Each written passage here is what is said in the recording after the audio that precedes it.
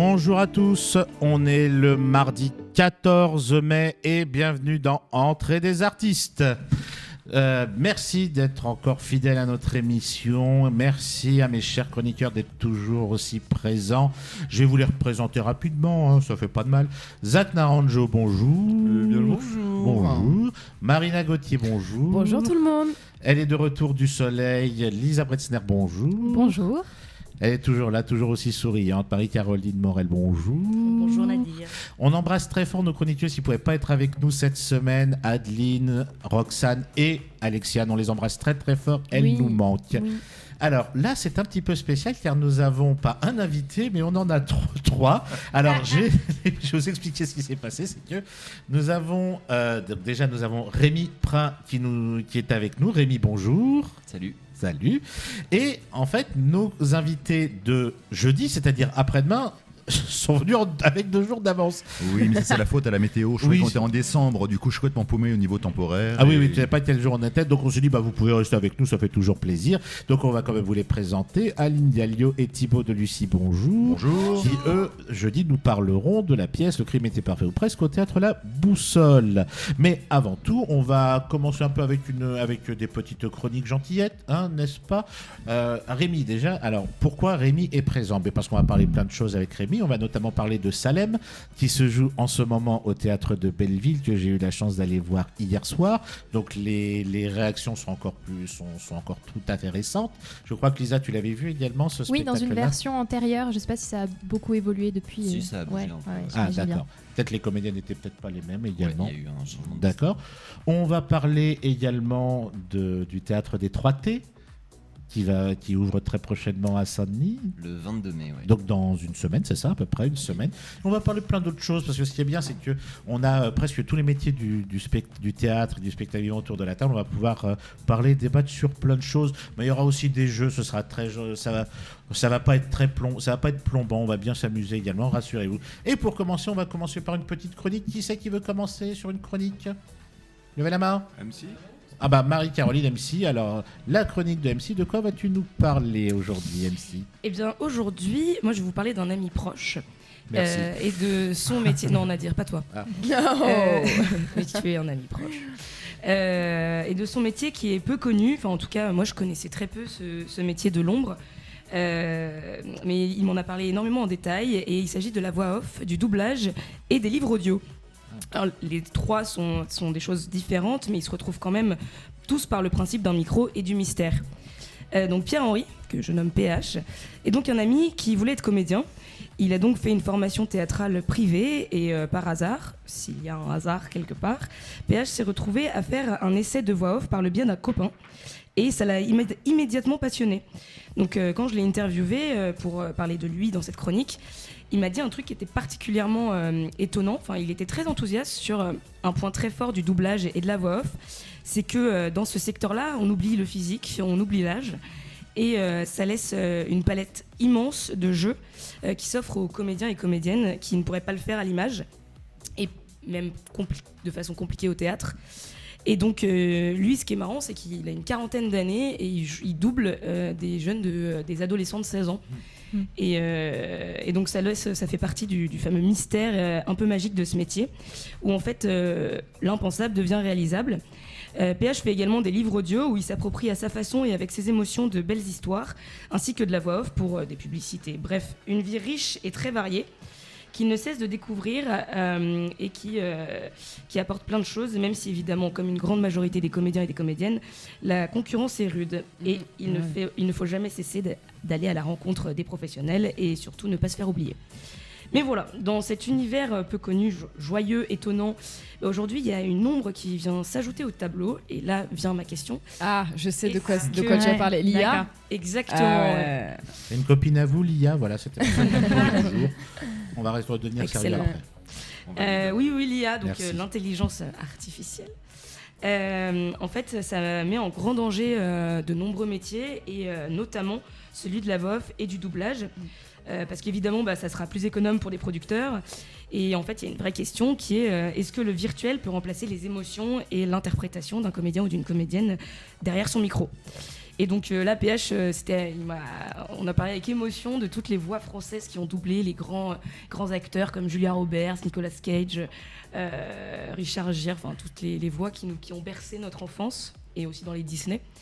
Et du coup, aujourd'hui, il y a des syndicats qui se sont mis en place afin de défendre corps et âme ce métier de l'ombre.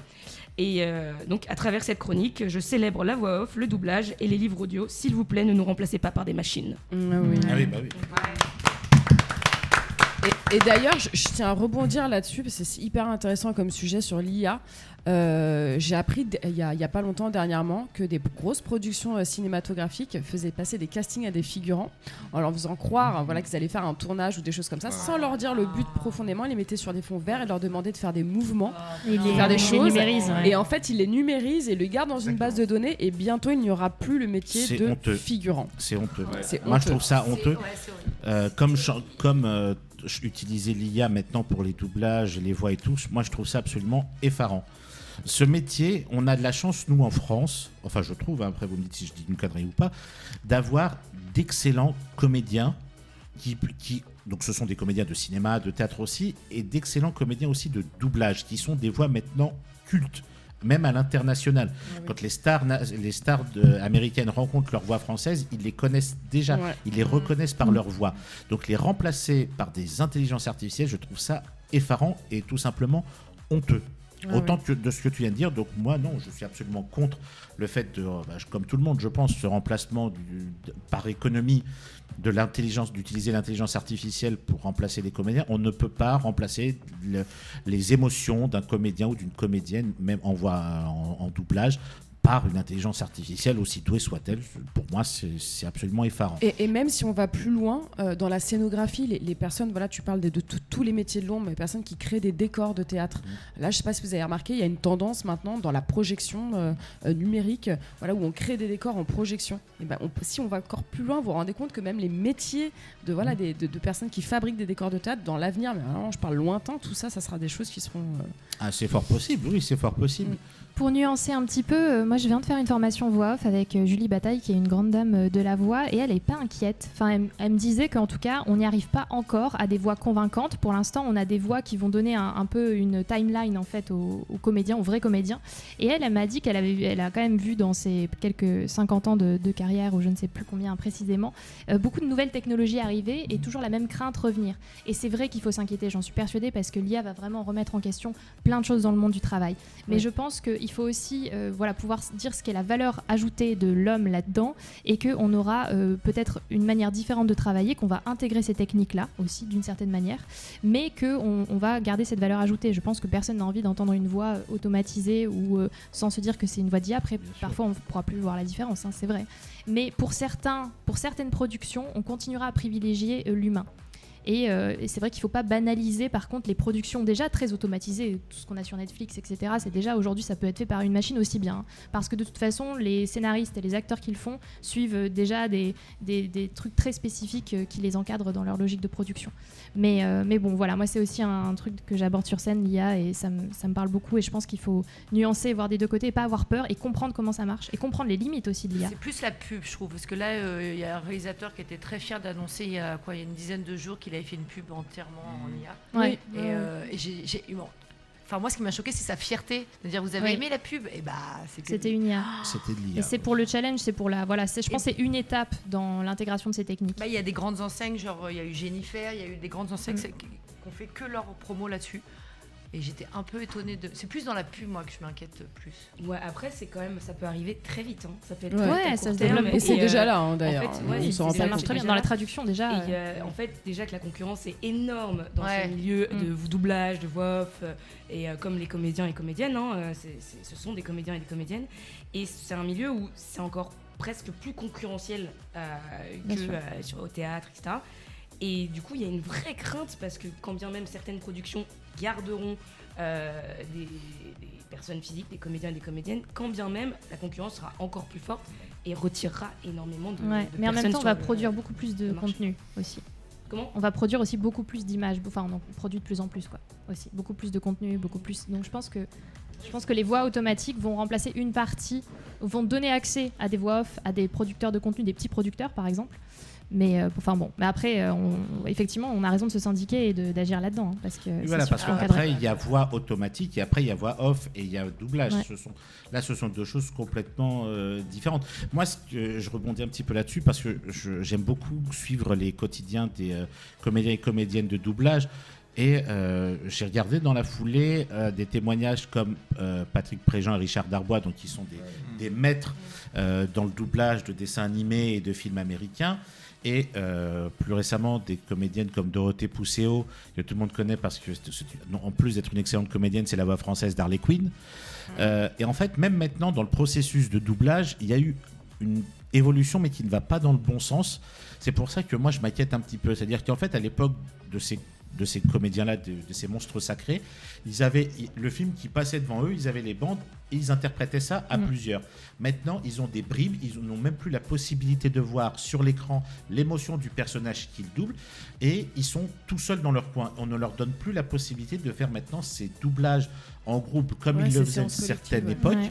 En fait, maintenant, on est en train de réduire de plus en plus la qualité et l'humain. Et c'est pour ça que cette idée d'intelligence artificielle dans le milieu du doublage et de la voix off m'inquiète. Et ça devient d'autant plus inquiétant si dans l'avenir, maintenant, il n'y a plus de décor sur scène et qu'on se retrouve qu'avec des projections. Heureusement... C'est réduction de budget. Exactement, voilà, c'est pour des soucis économiques. Mais heureusement, je rebondis sur le spectacle que j'ai vu hier, donc le spectacle de Rémi sur Salem. Il y a de très beaux décors, il y a de très très beaux costumes et 4 excellentes comédiennes au plateau. On va redonner un petit peu d'amusement. Est-ce que ça vous dit un petit jeu ? Oui. Allez, un petit jeu. Allez, 2 équipes, une à ma droite, une à ma gauche. Ça va être sur le cinéma, tiens. Un petit quiz sur le cinéma. On a gagné. Voilà. Ok Rémi, on se retrouve de l'autre côté. Allez. Il est déjà de l'autre côté, Zach. Oui, mais les gens ne le voient pas. J'ai pas compris. Donc je vais vous dire des répliques, vous allez essayer de deviner le film. Donc je suis obligé un petit peu de me cacher parce qu'en fait, comme on est un petit peu serré sur cette table, moi, je vois tout. D'accord. Là, tu vois, escroc. Voilà. Alors, je vous assure, monsieur, que vous auriez tort d'essayer de m'humilier. Je ne suis pas un personnage de votre ville, moi, tandis que vous en êtes un. Les acteurs de Blier. Non. Titanic. Non. Alors, film de 1945. Oh là. Alors, on est Louis Jouvet, là. To be or not to be. Non, film français, ouais. Film français. Film français. Alors là, Les enfants du paradis. Ouais. Ah, les bien enfants vu. du paradis. Bravo. Ok. Ouais. Voilà, un point de ce côté-là. Alors, pardon. Alors, New York, c'est un dépôt d'ordures à ciel ouvert, un foutu merdier. Il y a des moments où je ne peux plus le supporter. Celui qui va devenir président, faudra qu'il passe à serpillière. Il y a des moments quand je roule et que je renifle où j'aurai des maux de tête tellement c'est moche. Taxi Driver. Ouais. Ouh, bien vu. Bravo Rémi et Thibaut. Pas mal ça. Non, c'est pour nous le point. Oh. Je l'avais avant, mais je peux pas parler. Alors là, plus récent comme film, enfin récent, on vient de parler. Sur 9 millions de terroristes, il a fallu que j'en tue un qui chose plus petit que ma sœur. Piège de cristal. Ouais. Oh là là. Ah, bravo Thibaut. Elle la C'était ramasse, Piège là. de cristal Niveau. avec Bruce Ah Willis. ouais. Voilà. L'endroit où on m'a conduit ne ressemblait en rien à un cinoche. Ligoté dans une camisole de forge, j'aurais le Gulliver immobilisé contre un appui-tête. On m'a bloqué les yeux pour que je puisse les fermer. Oh, punaise. Alors là, Rémi, il est en train de vous massacrer, hein, clairement. Non, mais nous. Moi, ça me va, il est dans mon équipe. Non, on est égalité là. On est égalité, hein. Ah ouais? Ah bon? De partout, ils Ouais, vous mais- écrasent, les gars. Hein. Ne voyez-vous pas, John, le danger inhérent à ce que vous faites ici? Le pouvoir génétique est l'arme la plus terrifiante créée sur Terre et vous la maniez comme un gamin qui trouve le flingue de son père. Jurassic Park. Oui. Ouais.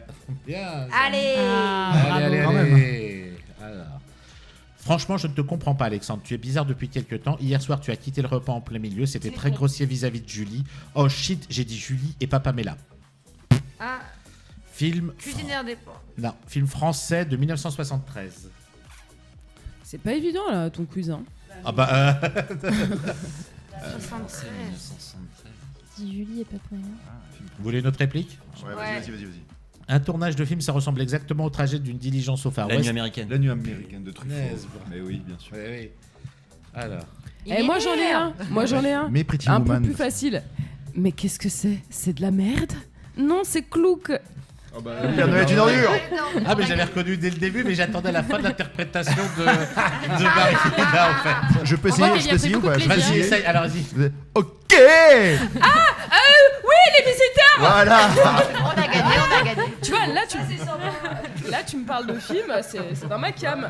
Oh, ça va, c'est quoi Oui, Non, mais comédie. là, on est, c'est bon, on est dans du spectacle, du film de qualité, excuse-moi. Tout à fait. Voilà. Alors, Bah, comédie, c'est qualité, hein. Bah oui. oui, non, mais j'ai pas dit le contraire. Mais, Vas-y, regardez, sors les rames, pas, sors les sûr, rames. pas sûr qu'on les reçoive la semaine prochaine. Après-demain, finalement, ces deux-là. Alors, Ah, on dirait un cheval qui a raté une haie. On vous aurait abattu sur un champ de course. le dîner de con. Ah oui. Monsieur Oui. Francis Weber. Bien vu. Qu'est-ce que tu fais? Tu t'emmerdes? Non, je pense. Le bon, goût donc, des autres. Ouais. Le quoi? Oh, le goût des autres. En direct, tu t'emmerdes quand tu penses. C'est Lanvin et, super, et Chabat, ouais. magnifique. Ouais. Alors, vous n'avez pas envie de moi. Vous ne m'aimez qu'à travers l'autre, n'est-ce pas? Nos premières sorties, avez-vous oublié comme elles étaient amusantes? C'est cette histoire de robe qui a tout gâché. Eh bien, je les mettrai, ces robes qui vous plaisent tant, si vous consentez à m'aimer un peu. Titanic. Non. Non. Le mépris. Non. Ouais, j'allais dire ça. Tu vois. C'est un film de 1958. Un tramway nommé Désir. Non. Avec Gab. 1958. Ouais, film américain. Vacances romaines. Non. Sabrina. Non. Harold des modes. Non. c'est pas Si je dis une autre réplique, vous allez la trouver tout de suite. Bah vas-y. Ah ouais. Cette peur du vide que j'ai, c'est de l'acrophobie. Je me réveille Ah, la nuit. Vertigo. Ouais, Sueur c'est froide. Vertigo, ouais. Oh, Le sueur froide, Hitchcock. Oh là là, là alors, non, déjà dit. Oui, je cuisine un petit peu à vue, je m'excuse. Alors, si, celle-ci. Hop, hop, hop, hop, hop. Combien de fois t'es passé en parade?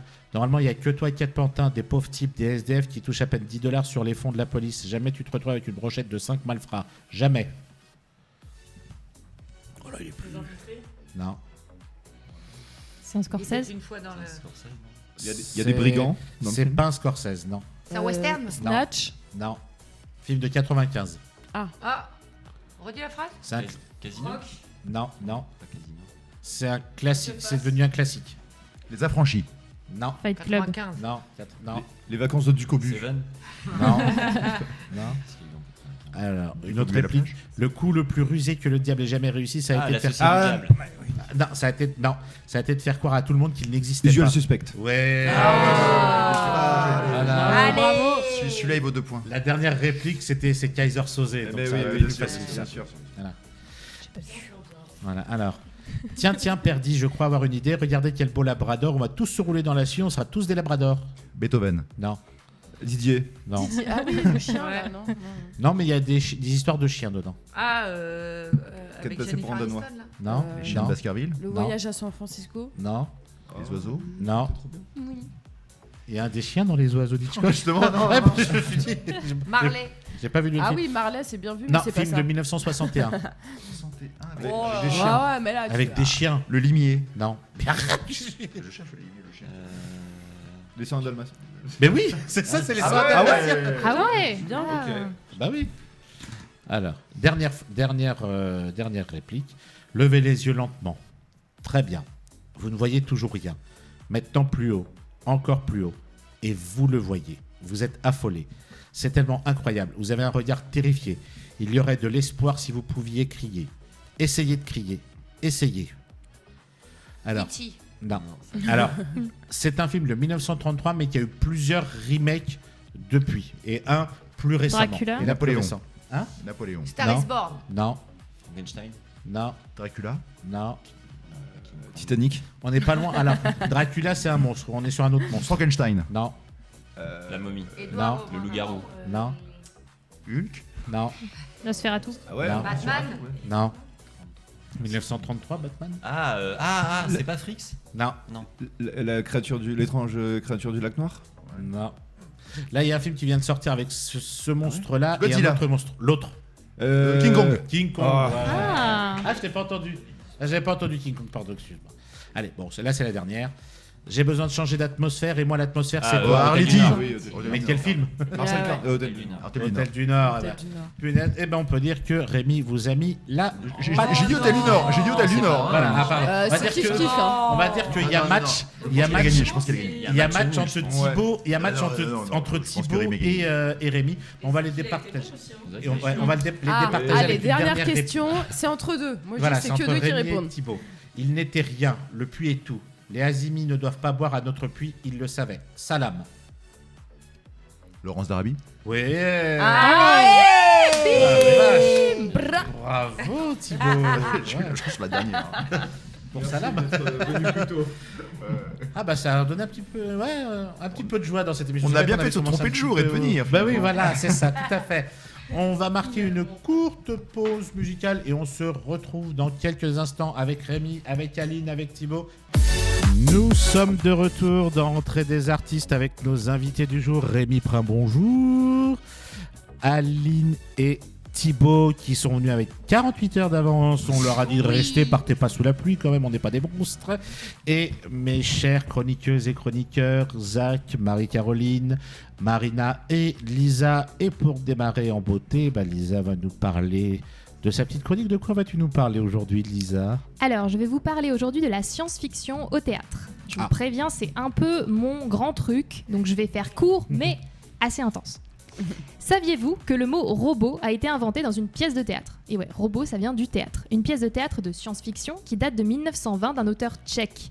Il crée le néologisme robot à partir du mot tchèque robota qui signifie travail forcé. Vous le saviez ou pas ? Non, pas du tout. Bien sûr. Voilà. Mais l'histoire du théâtre de science-fiction est malgré tout peu connue et il faut bien le dire, très réduite. Pourquoi à votre avis ? Je pense qu'il y a une certaine réticence dans la critique à étudier ce qui serait un théâtre de science-fiction en soi. Peut-être parce que le monde du théâtre est, c'est ma théorie toute personnelle, un peu snob et que la SF peut vite passer pour de la sous-littérature. Tandis que le monde de la science-fiction, lui, considère parfois que les moyens et le public du théâtre, c'est pas vraiment adapté à traiter de la science-fiction, parce que la science-fiction aurait besoin de moyens techniques, d'arènes bien développées, bien construites, et c'est vrai qu'on imagine mal représenter sur scène un space opéra comme Dune ou Star Wars. Autre incompatibilité entre le théâtre et la science-fiction, c'est que le théâtre serait un art de la présence. Et oui, depuis l'invention du cinéma, le théâtre a dû se repenser, se redéfinir, et faire valoir en quoi il avait encore sa spécificité par rapport au cinéma.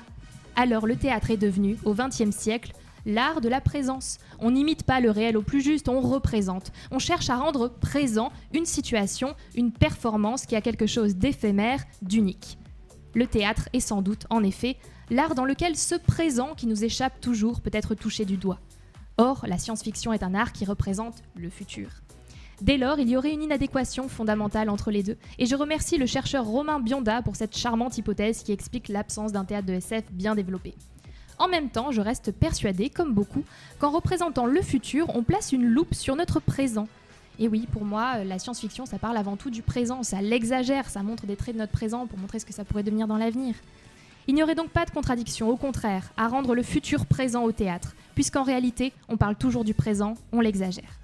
Mais tout cela est en train de changer. Depuis 10 ans, on observe beaucoup de pièces de science-fiction qui se développent. On pense bien sûr à Contes et légendes de Joël Pomera, qui imagine une société future dans laquelle, très proche de nous, d'anticipation, dans laquelle l'éducation des enfants est laissée à des robots, mais aussi le travail de la compagnie Sena Nostra, et je pourrais en citer beaucoup d'autres, comme aussi Laurent Godet qui a écrit La dernière nuit du monde, dans laquelle il imagine une société dans laquelle les gens ne dorment plus. J'ai aussi vu beaucoup de jeunes compagnies se lancer dans des écritures d'anticipation. Synthèse. Ah oui, j'avais prévu de pas en parler, mais effectivement, moi-même, je m'y suis essayée. Et c'est la majorité de ce que j'écris. J'avais vu aussi au Théâtre des Déchargeurs, Petit Conte de la solitude. Donc voilà, il y a énormément beaucoup de choses qui se font. On pourrait en citer beaucoup, mais les accumulations sont un peu longues. On peut aussi, bien sûr, citer sur scène Solaris de Rémi Prin, ici présent. Et effectivement, là, j'ai cité beaucoup de spectacles qui sont des spectacles d'anticipation, et on pourrait distinguer entre anticipation et science-fiction. Moi, j'ai tendance à les intégrer ensemble. Et je dirais que Solaris, c'est vraiment de la science-fiction, pour le coup, puisqu'on est, au sens classique, on est dans l'espace, sur une station chargée d'étudier une planète nouvellement découverte, et dont le fonctionnement reste un mystère. Et donc, c'est quoi, finalement, ce théâtre de science-fiction ? On le voit avec ces exemples, la science-fiction, elle a plusieurs visages. Et au fond, l'unité des œuvres de science-fiction, pour moi, de l'anticipation la plus proche de nous au space opéra le plus lointain, c'est sans doute qu'elle contient en creux un discours sur la science, et par là sur les capacités de l'homme à connaître. La science-fiction est en ce sens très philosophique. En quoi une technique nouvelle nous modèle, nous définit ?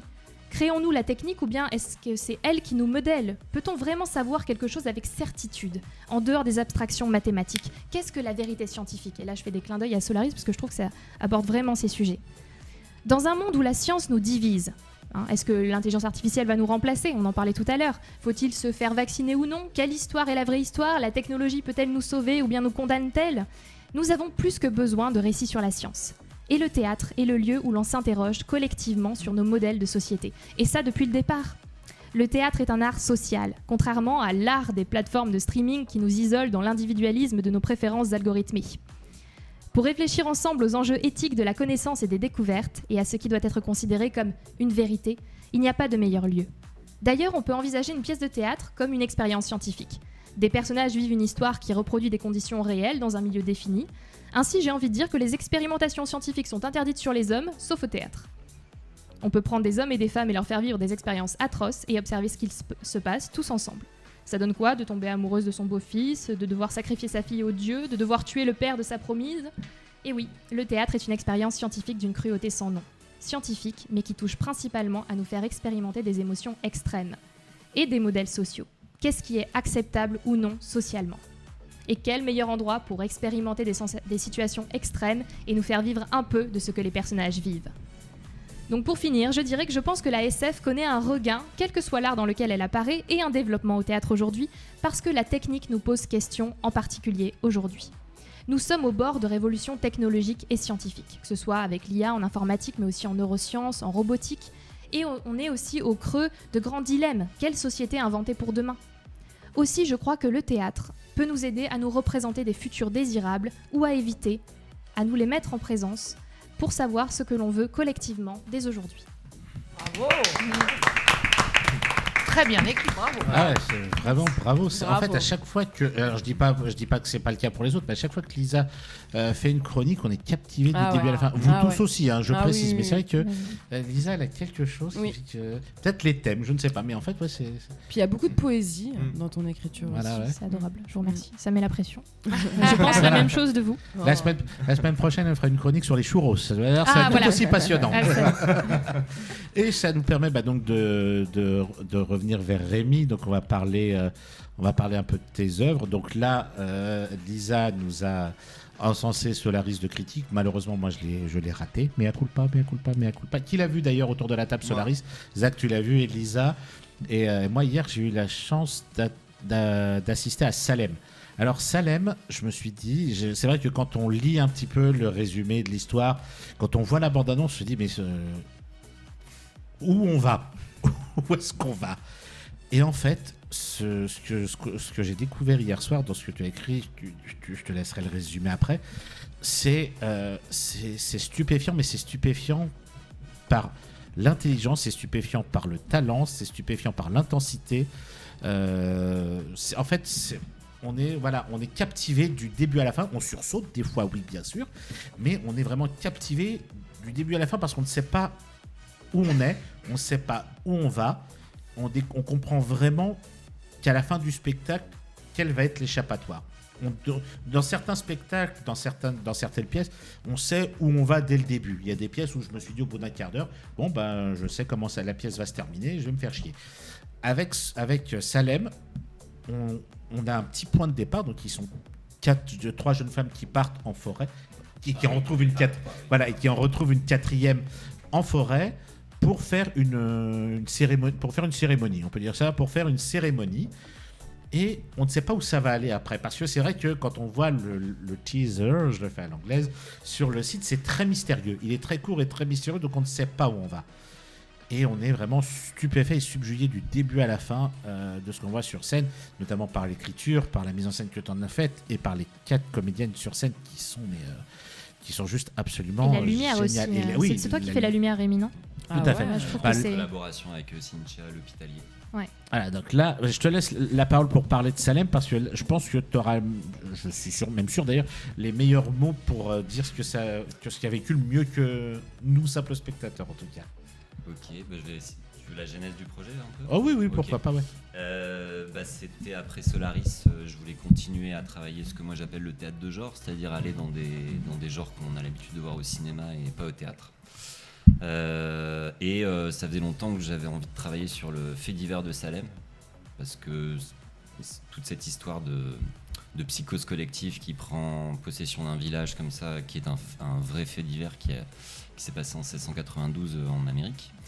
Ce fait divers me fascinait et du coup je me suis dit voilà ça pourrait être un bon deuxième spectacle pour aller explorer ça. Enfin moi je suis très obsédé par les faits divers, ça me fascine beaucoup. Et du coup je me suis dit je vais peut-être relire la pièce d'Arthur Miller que j'avais pas lue depuis très longtemps pour voir un peu.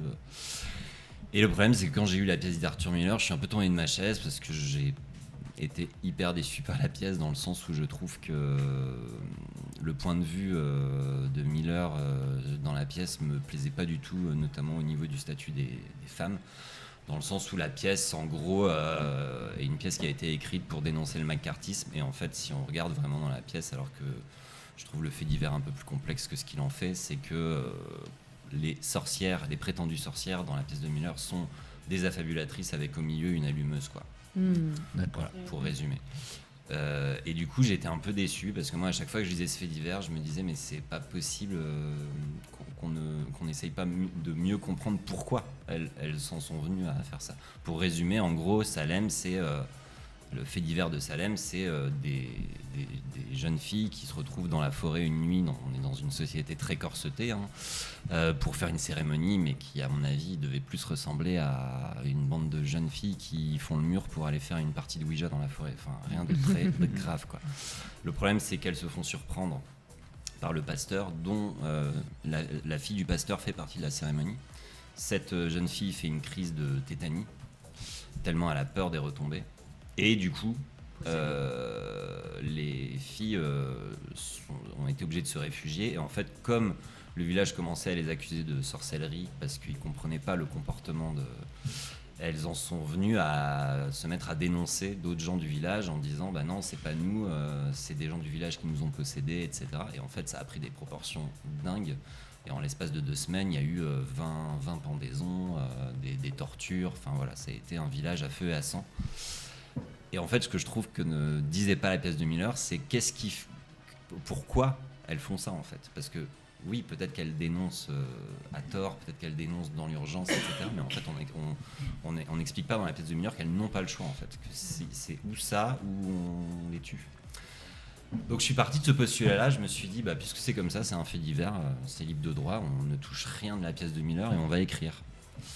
Et du coup j'ai réuni mes comédiennes et je leur ai dit voilà, moi je vous propose qu'on coécrive ensemble un spectacle qui va parler de ça parce que comme je veux que ça soit que des personnages féminins et que ça va évidemment parler de violence féminine, j'ai vraiment envie qu'on conçoive le spectacle ensemble.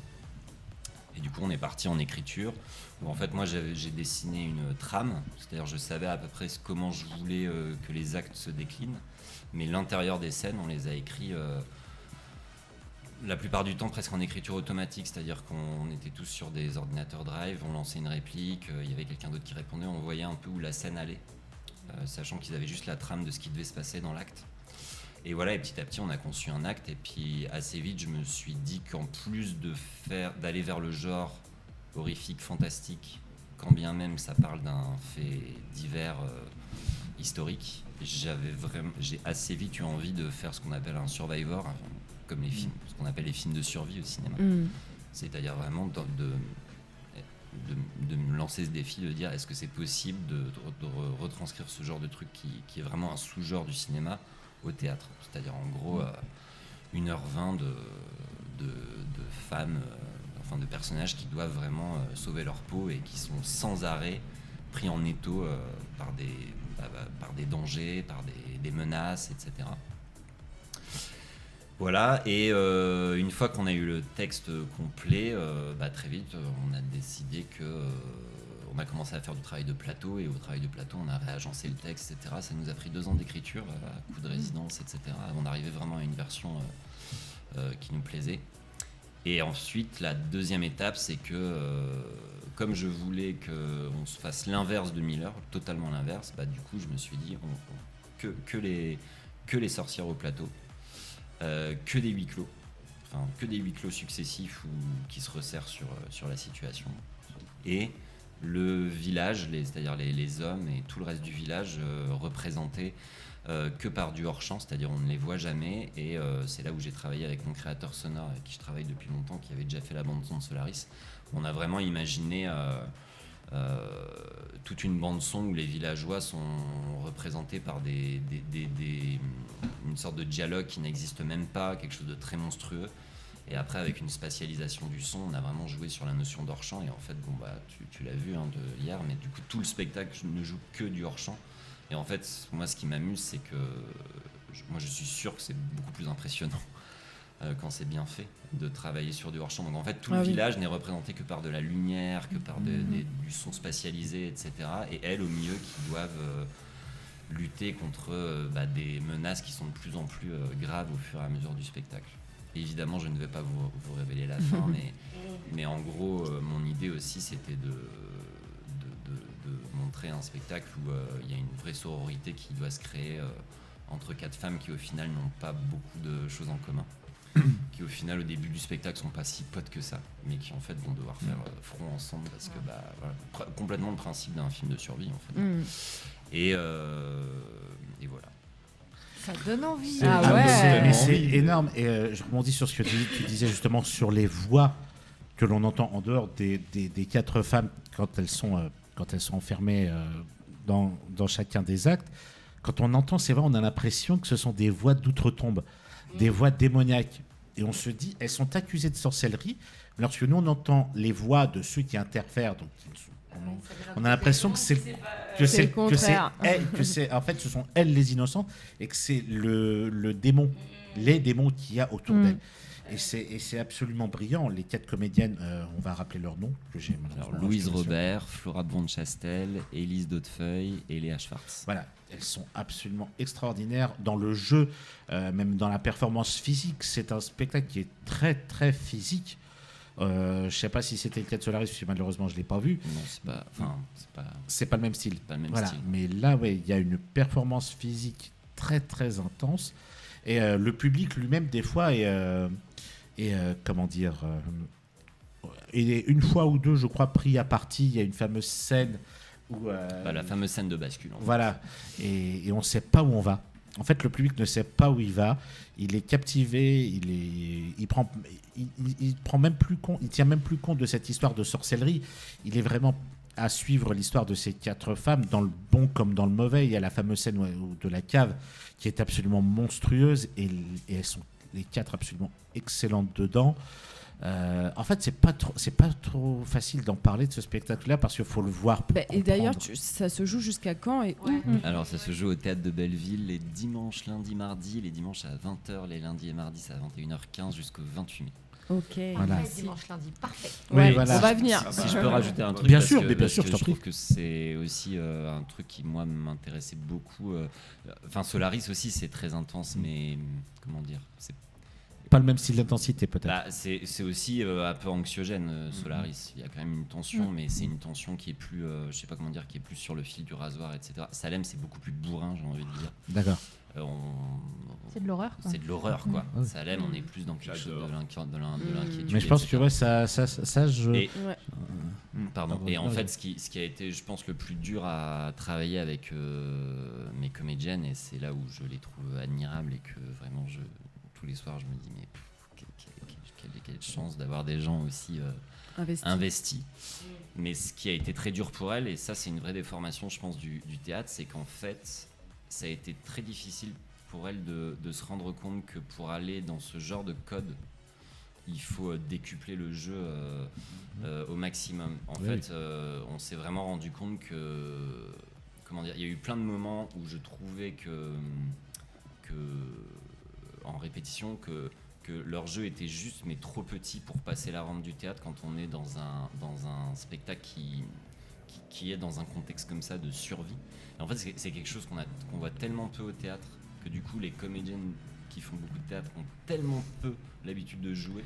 Et oui, parce que tous Et les si sens sont éveillés quand on est en survie. Oui, et donc puis c'est moi, ce que je leur ai dit décuplé. très tôt quand on a fini le spectacle, j'ai dit c'est un spectacle. En fait, là, on a un spectacle où au final, c'est l'inverse du cérébral, c'est-à-dire que de toute façon, vos personnages n'ont jamais le temps de réfléchir. C'est l'instinct, quoi. C'est ça. Jamais. C'est ça. Donc en fait, il faut arrêter de Ouais. chercher des significations ou des trucs. Non, c'est de la réaction. Vous êtes Total. en réaction constamment Total. parce que d'un coup il y a un coup de feu, parce que d'un coup il y a une menace qui arrive là, parce que d'un coup la menace d'un coup vient de l'intérieur et puis de l'extérieur. Et c'est que ça, de manière dosée, crescendo jusqu'à la fin. On ne dévoilera pas. Non. Donc, mais vraiment pour la découvrir cette fin, courez vraiment au théâtre de Belleville pour le spectacle et même pour ces 4 excellentes comédiennes. Et on va aussi parler d'une autre casquette que tu as, Rémi. On va parler du théâtre 3T, théâtre du 3e type, qui va ouvrir très prochainement à Saint-Denis. Donc, est-ce que tu peux nous expliquer la genèse un peu de cette de ce beau final, on va dire? Ouais, c'est une genèse qui démarre un peu tristement, hein, vu que en fait, à côté de mon travail de metteur en scène et de compagnie, j'étais programmateur avant au théâtre des Déchargeurs, qui a fermé de manière extrêmement brutale et extrêmement, comment je pourrais dire, violente et Injuste. et injuste, etc. Et en fait, ce qui s'est passé, c'est que au moment où on a su de manière très brutale pendant les grandes vacances dernières que le théâtre fermait, évidemment, il y a eu plein de compagnies qui se sont retrouvées sur le carreau, qui ont été annulées, quoi. Voilà. Et d'ailleurs, excuse-moi, je te coupe, mais grâce à toi, il y a eu certains spectacles qui ont eu la possibilité d'être reprogrammés dans d'autres. Ouais, donc, voilà. Grâce à toi, grâce à ton acharnement. Donc ça, c'est à pointer du doigt. Et tout ça pour dire que à ce moment-là, on était tous en train de se demander qu'est-ce qu'on allait devenir, et voilà, le chômage, tout ça. Et en fait, une personne qui devait jouer au Déchargeur m'a dit, mais il y a un appel à projet pour un lieu à Saint-Denis, tu devrais regarder. Donc j'ai regardé, et en effet, je me suis dit, qu'est-ce que je perds? Allez, vas-y, on y va, je tente le coup. Donc j'ai écrit un dossier, et en fait, on a passé les 3 tours de sélection, et du coup, on a été nommé en novembre. Et en gros, nous, on est rentré dans les murs en février 2024. Et en fait, voilà, c'est un gros lieu, hein. C'est un lieu, déjà, c'est un lieu municipal, donc ça appartient à la mairie de Saint-Denis. C'est un quartier très intéressant dans le sens où on est vraiment à la frontière de Paris. C'est un quartier qui est vraiment en développement, c'est le quartier de la Plaine Saint-Denis, au métro Front Populaire. Mélange des Et cultures. en gros, c'est un lieu qui fait quand même 1500 mètres carrés. Donc il y a un très grand plateau Combien de qui fait places 140 places le plateau, et le plateau fait 12 mètres par 8. Ah ouais. Donc c'est vraiment un très grand plateau. Et ensuite, on a aussi tout un grand hall d'accueil où on peut faire du concert, du seul en scène, des choses comme ça, un bar, une cuisine, des stockages de décors, des bureaux. Ah ouais. Enfin voilà, c'est un gros machin. Et bon, alors après voilà, donc c'est ma compagnie qui a gagné cet appel à projet, C'est quoi ta compagnie? le Tambour des Limbes. D'accord. Et après, du coup, la mairie nous confie le lieu sur un mandat de 5 ans. Dans ce qu'on appelle un contrat d'occupation du domaine public. C'est-à-dire qu'en gros, on a un loyer extrêmement bas, une subvention annuelle de la ville, qui n'est pas énorme, mais voilà, qui déjà nous permet de voir un peu sur le long terme. Mais après, c'est vrai que toutes les charges fixes du théâtre, toute la gestion économique du lieu, tout le modèle économique, comment on va se salarier, etc., c'est vraiment à nous de trouver comment. Donc c'est quoi? C'est des programmations à 50-50? Alors, déjà, c'est d'en faire vraiment un lieu de vie. Moi, je veux vraiment que ça soit un lieu qui soit ouvert toute la journée. On va avoir le bar qui va être ouvert. Ça va être vraiment un lieu aussi pour les habitants. Donc la journée, Super. le bar sera ouvert. On aimerait aussi que notre espace bureau, qui est quand même très grand, soit en coworking avec d'autres associations, etc. Et après, non, l'idée c'est de vraiment faire du 50-50 sans minimum garantie. Ok. Donc le principe là, c'est que Trop bien. Bravo. Et Quand on peut le permettre faire, à des bravo. compagnies de pouvoir créer, en fait, émerger. moi j'aimerais bien poursuivre ce que je faisais au Déchargeur. Oui. Qui était un modèle, d'ailleurs, je le dis ouvertement, mais c'était un modèle pour beaucoup de compagnies, ce que vous faisiez, de ce que tu faisais au Déchargeur. Est-ce qu'il y a des salles de répétition? Non. Ouais, c'est ça. Est-ce qu'il y a de la location, par exemple, pour des masterclass, des choses comme ça? En fait, pour vous dire, comme on est quand même censé trouver un modèle économique viable, je trouve ça important d'en parler parce que les gens des fois se rendent pas compte. C'est super de faire un 50-50 sans minimum garantie, mais c'est très très risqué. Ah oui, c'est bien sûr. pire. Du coup, il faut vraiment qu'on trouve aussi des matelas de sécu. Donc c'est pour ça que le bar va être ouvert en soirée et en journée. parce que ça, mine de rien, c'est une recette non négligeable pour le fonctionnement d'un lieu. Et on a 600 mètres carrés de sous-sol qui sont ouverts à la location pour des stockages de décors pour les compagnies. Donc là, on en a déjà loué une grosse partie et mine de rien, ça nous fait des rentrées d'argent régulières.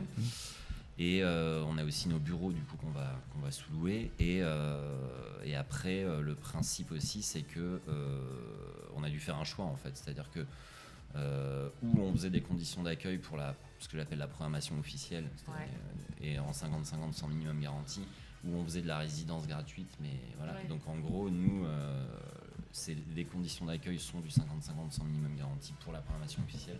Par contre, tout ce qui est résidence, répétition dans la grande salle, on est obligé de les faire payer. Mais bien sûr. Oui, normal, Là, ça, vous c'est tout devez à fait aussi normal. Mais je tiens à dire que, vu la taille de la salle, on a des tarifs qui sont quand même Ah bon, on n'en doute pas. Oui. chers.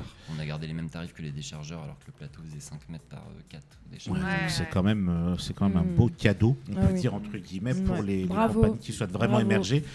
Moi, c'est que mon avis, j'ai juste envie d'applaudir. Je sais pas si vous êtes d'accord. Sincèrement, moi, je peux que dire bravo sur ce projet-là parce que c'est quelque chose qui est vraiment très important pour les compagnies qui n'ont pas les moyens de pouvoir aller dans certains théâtres à Paris. Et là, ce que tu proposes au 3T, que vous inaugurez la semaine prochaine d'ailleurs. Ouais, en vrai, on l'inaugure presque cet après-midi parce qu'on a une sortie de résidence pour des jeunes publics. On accueille 4 classes cet après-midi. C'est la première fois qu'il y a des classes. Belle inauguration alors. Ça démarre en beauté. Et on espère vraiment que les 3T aura énormément de succès et qu'on verra encore de beaux spectacles émerger dans ce mais attends, les 3T, c'est dans Charmed. Il y a le pub dans Charmed, les sorcières. Non, les 3P. Ouais, mais c'est dans Salem. Moi, je disais les 3T de Télérama. Il y a les 3T de Télérama, il y a le groupe le boys band des 3T. Et les 3 tours que tu as réussi du coup aussi. Les 3 tours. Pour tout vous dire, à la base, je voulais que ça soit juste théâtre du 3e type. Parce que déjà j'avais envie de marquer mes références, parce que forcément ça fait référence au film de Spielberg que j'adule, et en plus de ça je trouvais que c'était assez juste parce qu'on n'est ni vraiment un théâtre privé ni vraiment un théâtre subventionné, on est une sorte de 3e modèle un peu inédit, un peu hybride, et puis 3e type pour moi ça évoque la rencontre et comme on a envie que ça soit une rencontre, voilà. Et en fait c'est juste que pour être très honnête, la mairie était un peu frileuse sur le nom et du coup j'ai dit mais sinon il y a 3T, si vous voulez on appelle ça les 3T, ça sonne mieux et du coup on s'est accordé là-dessus. Mais quelque part le chiffre 3 il est juste parce qu'en effet j'ai passé 3 tours et j'ai oublié de dire un truc quand même important, c'est que je suis pas tout seul dans cette aventure. Non bien sûr, non il y a toute une équipe autour de toi. Il y a toute une équipe autour de moi et c'est surtout que moi je tenais à vraiment intégrer des gens dans le projet, notamment parce qu'il y a des moments où il faut admettre en tant que directeur qu'on n'a pas les compétences dans tout. Et du coup, je me suis entouré d'une compagnie qui en fait est une compagnie qui va être artiste associée du lieu sur les 5 années, là, qui s'appelle La Bande à Léon, qui en fait est très... au-delà de faire des super spectacles, c'est des gens qui sont extrêmement balèzes en action culturelle. Donc en gros, ils vont vraiment prendre en charge tous les aspects action culturelle sur le territoire, etc. Et après, à côté de ça, je me suis associé aussi avec Compote de Prod. Ah, mais c'est pour ça, parce que je discutais avec Julien Iscache, il me parlait justement de ce lieu, donc c'est bien ce lieu-là. D'accord. J'adore ce nom, Compote de Prod.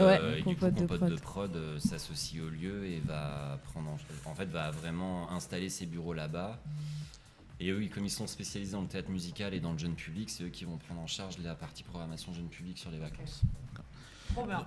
Ah bah donc il y aura vraiment une programmation qui sera très variée, comme c'était un peu le cas déjà. Le jeune public, je le délègue à Compote de Prod. Et moi je m'occupe que de la programmation tout public, qui va être de l'émergence écriture contemporaine. Ok, et si des compagnies veulent proposer leur spectacle au théâtre des 3T, il suffit juste d'aller sur le site du théâtre. Et il n'est pas encore prêt le site. Il n'est pas encore prêt, d'accord. Il est en cours. D'accord. On est un peu à la bourre. Non, mais c'est beaucoup de travaux. 140 places. 140 places, c'est un plateau de 12 mètres sur 8. Ça, c'est génial. Donc ça, c'est énorme. Et si les gens veulent postuler, pour le moment, j'utilise le mail de ma compagnie qui est CIE-letambourdelin@gmail.com. Et c'est surtout qu'on va refaire un truc que j'avais inventé au déchargeur et que je veux continuer, c'est qu'on va refaire des cafés projets. Ah, pas mal, ça, ouais. En gros, d'ouvrir pour une journée le hall à n'importe qui veut venir présenter un spectacle, et c'est sans rendez-vous. C'est un peu comme des permanences de mairie. C'est excellent ça. Ouais. Et les gens peuvent venir avec des dossiers, on est là, il y a du café, on est accessible. D'un coup, c'est vraiment super. Ouais. Chose qui n'est pas le cas dans beaucoup de théâtres d'ailleurs, c'est vrai. Ouais. Et on va terminer en beauté. Votre programmation, enfin vous avez quelques beaux spectacles pour l'ouverture de votre théâtre. Pour le moment, c'est pas encore.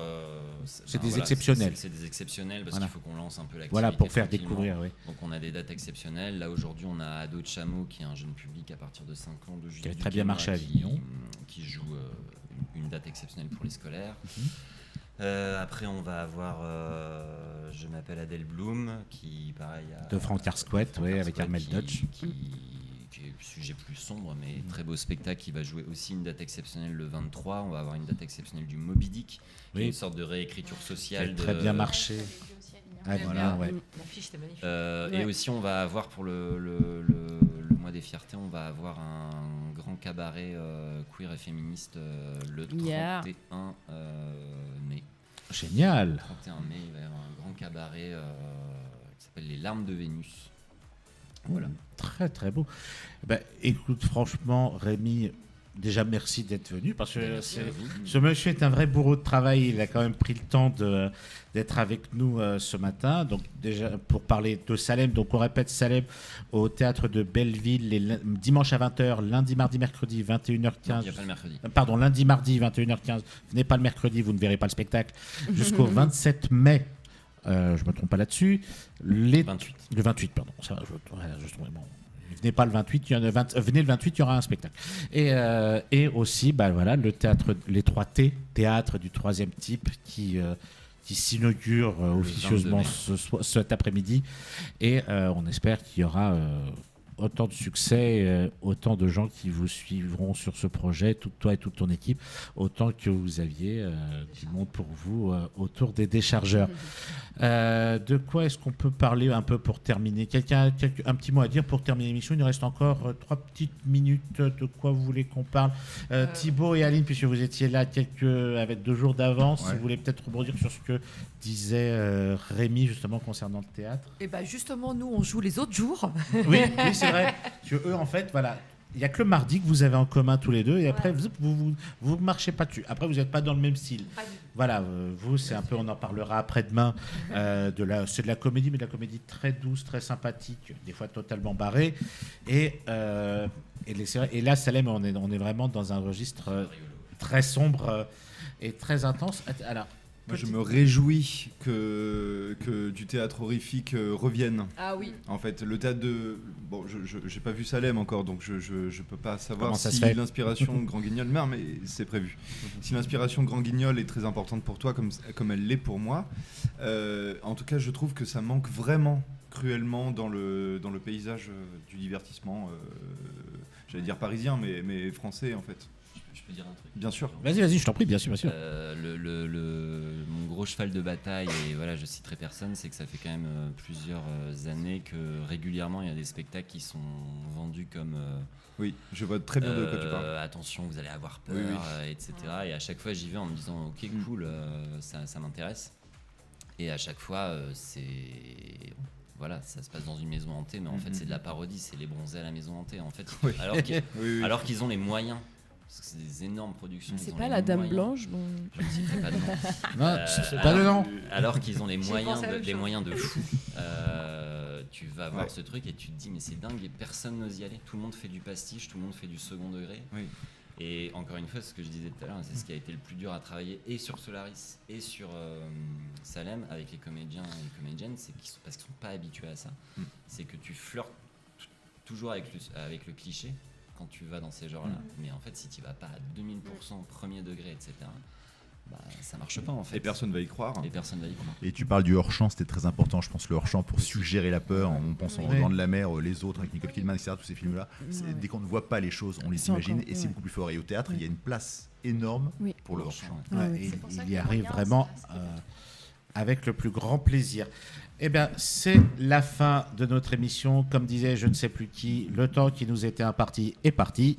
Donc, je vous remercie tous, mes chroniqueurs, Marie-Caroline, Lisa, Marina, Zach, pour ce matin. Merci Rémi d'être venu. Donc, n'oubliez pas de tous courir voir Solaris. Et Aline et Thibaut, on vous retrouve. Pas Solaris, pardon, Salem. C'est de la faute à Lisa.